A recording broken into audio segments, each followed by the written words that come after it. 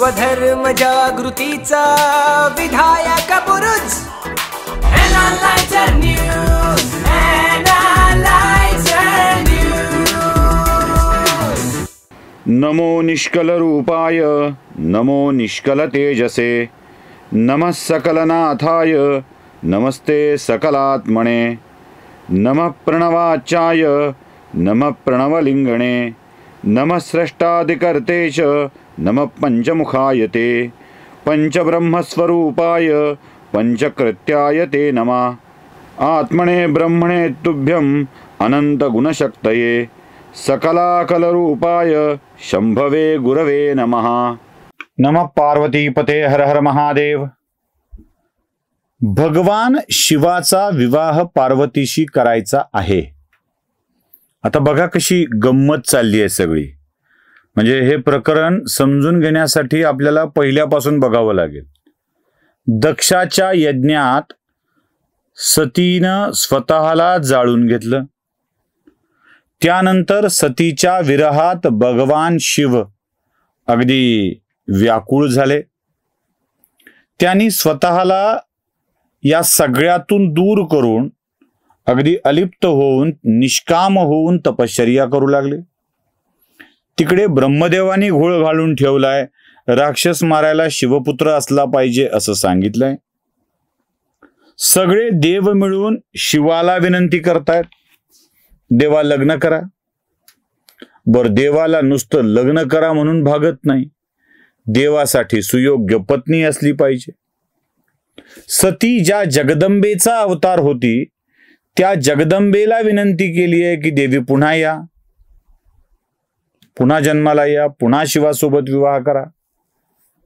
जगदंबेनी योग्य पर्याय निवडण्यासाठी म्हणून हिमालय आणि मेना यांची निवड केली आहे।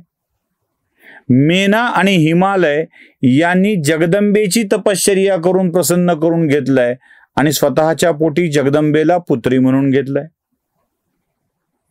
इकडे जगदंबेला विनंती केली आहे जन्माला या, हिमालयाला विनंती केली आहे जगदंबेची तपश्चर्या कर। इकडे शिवाला विनंती केली आहे देवा लग्न करा, त्या हिमालयाच्या पोटी जगदंबा जन्माला येईल। एवढा सगळा द्राविडी प्राणायाम केलाय, एवढी सगळी मेहनत घेतली आहे। आता ही मेहनत फळाला आली आहे। जगदंबा हिमालयाच्या पोटी जन्माला आली आहे, ती विवाहयोग्य झाली आहे। विवाहयोग्य झालेल्या मुलीला शिवानी वरावं यासाठी देवांचे प्रयत्न चाललेत। पार्वती बनलेल्या जगदंबेनी प्रचंड मोठी घनघोर अशा स्वरूपाची तपश्चर्या केली आहे। शिवानी वचन दिलंय, म्हणजे आता सगळं ठीक व्हायला लागलंय। प्रेम करणाऱ्यांनो लक्षात ठेवा, भलते अडचणी असतात या मार्गात, भलत्या अडचणी असतात। नुसतं प्रेम करून जमत नाही, एवढं सगळं जुळून आल्यावर सुद्धा अडचण होत्या आणि या अडचणीतून मार्ग काढता आला पाहिजे। याच्यामध्ये पार्वती समोर मार्ग होता शिवासोबत निघून जाण्याचा। मी हे पुन्हा पुन्हा का सांगतोय? आनंद, गंमत, विनोद म्हणून नव्हे, म्हणजे याला विनोदाच्या अंगाने नका घेऊ। हिमालयाला कन्व्हिन्स करायला माणसावर माणसं येऊ लागली आहेत। तो नाही म्हणतोय। हिमालयानं नाही म्हटलं तर हिमालयाच्या अधीन काही पार्वती जगदंबा नव्हती। तिला वाटलं असतं की मी महादेवाच्या सोबत लग्न करीन, तर निघून जाऊन महादेवाच्या सोबत लग्न करायला ना हिमालय अडवू शकला असता, आणि तुमच्या भाषेत दुनिया की वो कौन सी भी ताकत रोक नहीं सकती थी, हे होतं ना। पार्वतीकडे ती शक्ती होती, महादेवाच्याकडे ती शक्ती नव्हती का? आवडली आहे, आणली उचलून। अहो, तुमच्या हिंदी चित्रपटातला एखादा विलन पोलिसाची बायको उचलून घेऊन जाऊ शकतो, तर महादेवाला आपल्यावर प्रेम करणारी आणि आपल्यासाठीच जन्माला आलेली स्त्री उचलून नेणं अवघड होतं का? सोपं होतं ना? म्हणजे महादेवानी ठरवलं असतं, पार्वतीने ठरवलं असतं, महादेव पार्वती दोघांनी मिळून ठरवलं असतं, तर मिया बीवी राजी, पुढची म्हण तुम्हाला माहित आहे, काय काय करू शकलं असतं जग? काय करू शकलं असतं? काहीच नाही. मग तुम्ही आम्ही अगदी 4 दिवसात झालेल्या प्रेमात हे जग आपलं दुश्मन झालंय, सारी दुनिया दुश्मन बनी पडी है, म्हणून लगेच एवढ्या वर्षाचे मायबापाचं प्रेम, संबंध, त्यांच्या मनाची गुंतवणूक, या सगळ्या गोष्टी विसरून जाऊन, पळून जाऊन लग्न करता. महादेव आणि पार्वती यांच्या लग्नाची लांबत चाललेली कहाणी शिवपुराणातून हीच तर शिकवण देत नसावी ना? विचार करतोय आपण काय आहे? म्हणून मी सांगत असतो की या कथा मुलामुलींना ऐकायला लावा. कोणातरी मूर्खाला वाटलं म्हणून कथा लिहिली, आणि कोणातरी मूर्खाला सांगावी वाटली म्हणून ती सांगितली, यासाठी या कथा नाही आहेत. देवळात वाती वळायला वेळ मिळावा आणि वातीचं असं बंडल तयार व्हावं आणि त्या वाती श्रावणात, कार्तिक महिन्यात लावता याव्यात म्हणून पुराणांची निर्मिती नाही झालेली. म्हाताऱ्या माणसांचा वेळ जात नाही म्हणून वाचणारे आणि सांगणारे निर्माण करून देवळांच्या मधून ही कथा सांगितली जात नाही. आजीनी कथा ऐकावी आणि ती नातवांना सोप्या भाषेत सांगावी, कारण ते संस्कार नातवाच्या पर्यंत पोचले पाहिजेत. म्हणून कोणत्याही कथेला प्रारंभ करण्यापूर्वी कथा का ऐकावी मी हे सांगत असतो. जगतपालक, जगाचा नियंत्रण करता शिव आपल्या पत्नीला निवडतोय. खर तर ही सगळी रचना पार्वतीनी शिवाची पत्नी व्हावी म्हणून झालेली आहे. एवढ्या तपश्चर्या झाल्यात. पार्वतीची झाली आहे, हिमालयाची झाली आहे, मेनाची झाली आहे, देवांची झाली आहे, ब्रह्मदेवाने विनंती केली आहे, विष्णूंनी विनंती केली आहे, जगदंबेनी स्वतः तपश्चर्या केली आहे. एवढं सगळं झाल्यावर सुद्धा भगवंत हिमालयाने मंजुरी देण्याची वाट बघतायत. जगतपालक मुलीच्या बापाच्या परवानगीची वाट बघतोय. बरं, नुसती वाट बघतोय असं नाही, काय काय ऐकून घ्यावं लागतंय. काय त्याचं?